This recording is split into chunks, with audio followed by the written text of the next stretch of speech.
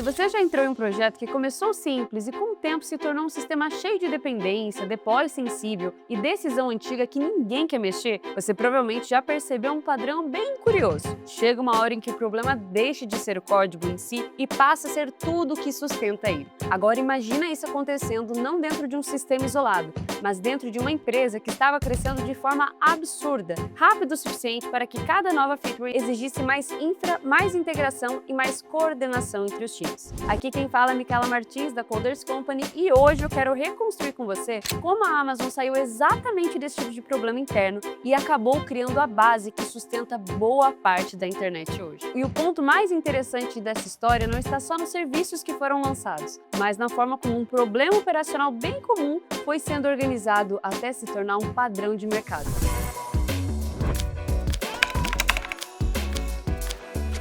E antes de chegar nessa parte, eu vou te colocar num contexto, porque sem isso a AWS pode parecer só mais um produto de cloud, quando na prática ela nasce de um problema que muita gente ainda vive. Lá no começo dos anos 2000, a Amazon já não era mais uma livraria online. A empresa estava crescendo rápido e com isso vieram vários times trabalhando ao mesmo tempo, cada um responsável por uma parte do sistema. O problema é que a base tecnológica não acompanhou esse crescimento. Com o tempo, começou a aparecer um padrão que muita gente conhece bem. Sempre um time precisava lançar uma nova feature, uma grande parte do esforço não estava na lógica do produto, mas em deixar o ambiente pronto. Subir servidor, configurar storage, preparar banco, garantir que aquilo não ia cair em produção. Tudo isso precisava ser resolvido de novo várias vezes. Pensa só um projeto onde cada entrega parece começar do zero na infra. Você imagina só, né, o quanto isso consome de tempo. E o ponto mais complicado não era só o trabalho em si, mas a forma como ele era feito, porque cada time resolvia essas coisas do seu jeito, o que aumentava o acoplamento, dificultava a manutenção e começava a travar toda a evolução do projeto.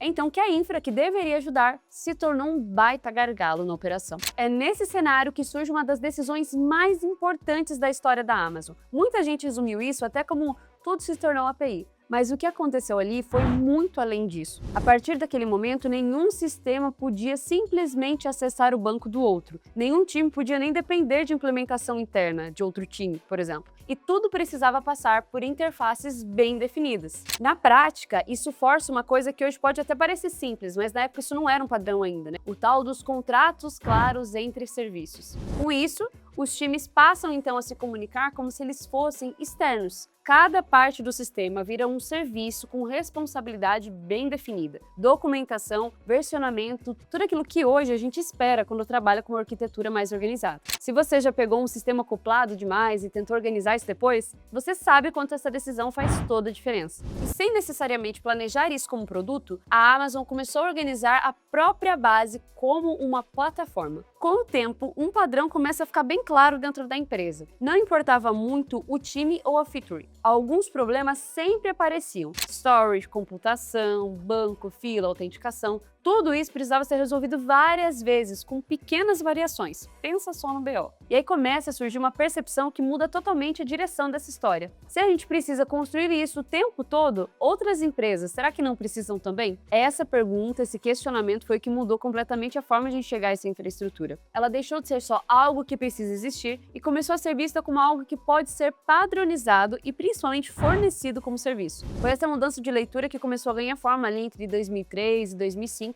quando a Amazon passou a estruturar internamente esses serviços de maneira mais consistente, já pensando nessa reutilização. Isso acontece em um momento onde a maioria das empresas ainda estavam comprando servidor, montando data center e tratando isso como uma parte normal do jogo. Mas ali a Amazon já começou a ir para outro lado. Então, em março de 2006, a Amazon lança o S3, que é o primeiro passo concreto então nessa direção. A proposta dele era bem simples de entender, mas até difícil de aceitar naquela época. Um armazenamento praticamente ilimitado, acessado por API e pago conforme o uso. Naquele momento, a própria Amazon falava em durabilidade de 99,99999, o que já mostrava o nível de ambição desse serviço. Isso já tira uma das dores mais comuns de quem estava construindo produtos naquela época, porque você não precisa mais adivinhar quanto vai crescer e nem travar dinheiro em infraestrutura antes do sistema rodar. Se você que é dev já teve que estimar a capacidade e errou para mais ou para menos, você também entende quanto isso pode demorar muito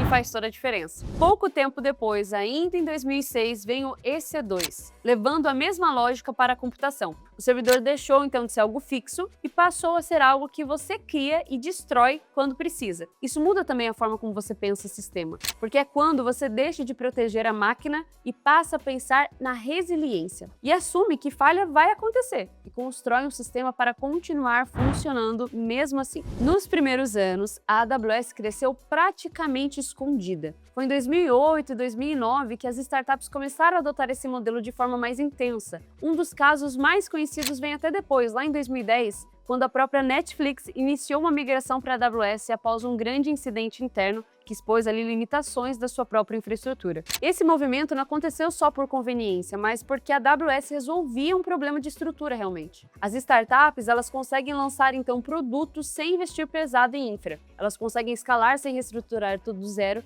e ajustar a capacidade sem travar a sua operação. E isso aqui é o que começa a acelerar de fato esse mercado. Só para você ter uma noção, em 2010 a AWS já operava em várias regiões do mundo e começava a sair do que era um experimento interno para de fato uma unidade de negócio relevante dentro da Amazon. Se você observar essa história com calma, dá para perceber que a AWS não cresceu só por tecnologia, mas porque principalmente ela mudou a forma como a gente consome a infraestrutura. E esse tipo de leitura é o que começa a separar quem executa alguma coisa simplesmente de quem está sempre entendendo o que de fato está acontecendo no mercado. E quando você consegue enxergar isso como decisões de arquitetura se tornam um padrão e como um padrão se torna um mercado, você passa a jogar um jogo diferente de longo prazo, que é exatamente o tipo de coisa que empresas de fora avaliam quando falam de senioridade. Se o seu objetivo é trabalhar para o mercado internacional, desenvolver exatamente esse tipo de visão faz total diferença na sua carreira. Para isso, a Coders tem uma consultoria onde a gente analisa o seu momento atual e te mostra um caminho claro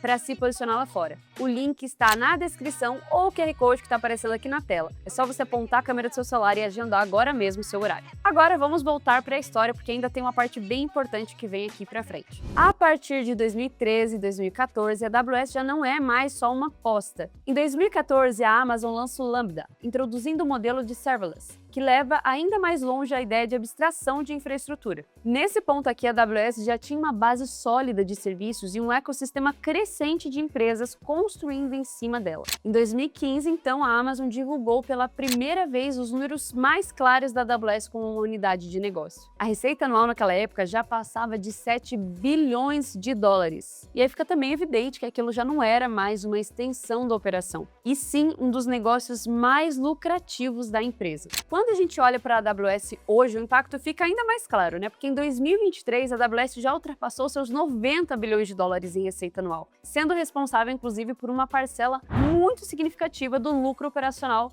da Amazon. Ou seja, uma solução que nasceu para resolver um problema interno passa a sustentar financeiramente boa parte da empresa. Ao mesmo tempo, a AWS mantém cerca de 30% de participação no mercado global de cloud, liderando o setor à frente de concorrentes como Microsoft Azure e Google Cloud. Esse crescimento não acontece só por escala, mas também porque a AWS ela redefiniu o custo de entrada para a criação de software. Antes, lançar um produto exigia investimento pesado em infraestrutura, e depois da cloud, esse custo cai drasticamente. Isso permite que mais empresas surjam, mais produtos sejam testados e mais competição aconteça em nível global. Só que também existe um outro lado. À medida que empresas passam a construir em cima dessas plataformas, elas também passam a depender delas. E dependência não é só técnica. Ela envolve arquitetura, operação, custo e até velocidade de evolução. Afinal, quem controla a infraestrutura influencia diretamente como o mercado constrói o software. A AWS não nasceu como um grande plano para dominar o mercado, assim como muitas das histórias de tecnologia que a gente vê por aqui. Ela nasceu de um problema interno que estava travando a evolução da própria Amazon. Ao organizar esse problema, padronizar soluções e reduzir fricção,